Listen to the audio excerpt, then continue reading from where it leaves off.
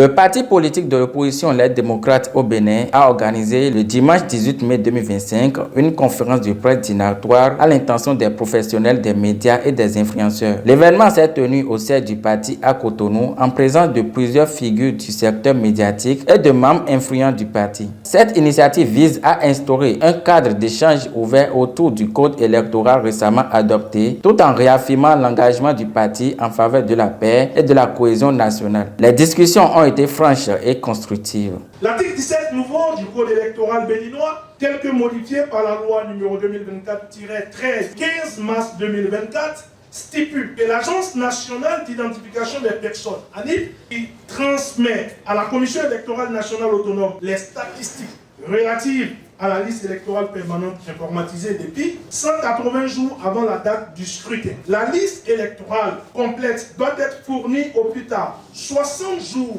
avant le premier scrutin de l'année électorale, avec une publication 15 jours avant sa transmission à la Commission électorale nationale autonome. L'article 41 nouveau du Code électoral instaure l'obligation pour tout candidat à une élection de fournir un quitus fiscal délivré par l'administration fiscale. Cependant, son application soulève plusieurs préoccupations démocratiques. D'une part, le traitement des demandes de quitus fiscal peut être sujet à des lenteurs administratives. D'autre part, il existe un risque d'instrumentalisation politique où le refus ou le retard dans la délivrance du quitus peut être utilisé comme un outil d'exclusion contre certains candidats, notamment ceux de l'opposition. Nous sommes allés à la Cour pour expliquer à la Cour constitutionnelle que cette loi est mauvaise, qu'elle est dangereuse.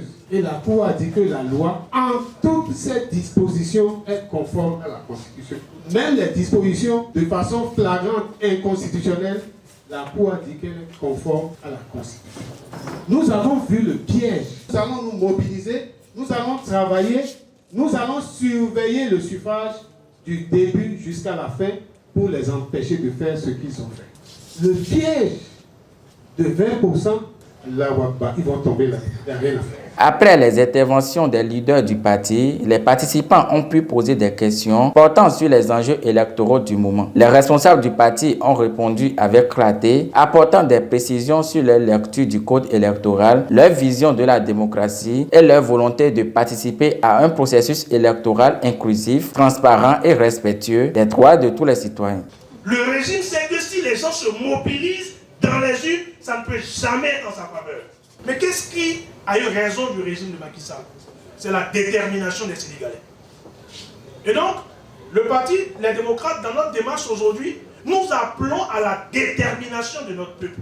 Et c'est pour cela que nous avons fait sortir le concept de révolution électorale. Une révolution électorale. Si nous allons aux élections générales, dans un système d'élection classique, 12% de taux de mobilisation, 10% de taux de mobilisation, ce n'est pas encore une révolution. On nous a imposé d'avoir 20% partout. Mais pour avoir 20%, il faut aller vers les électeurs. Il faut aller vers les militants.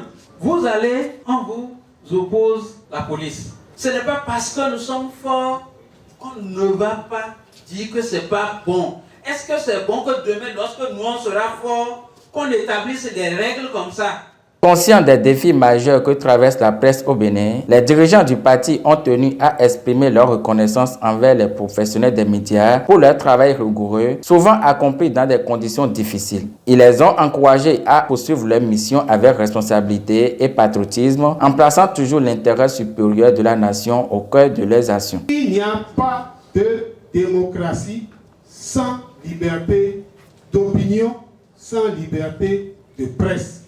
C'est universellement connu. Il n'y en a pas.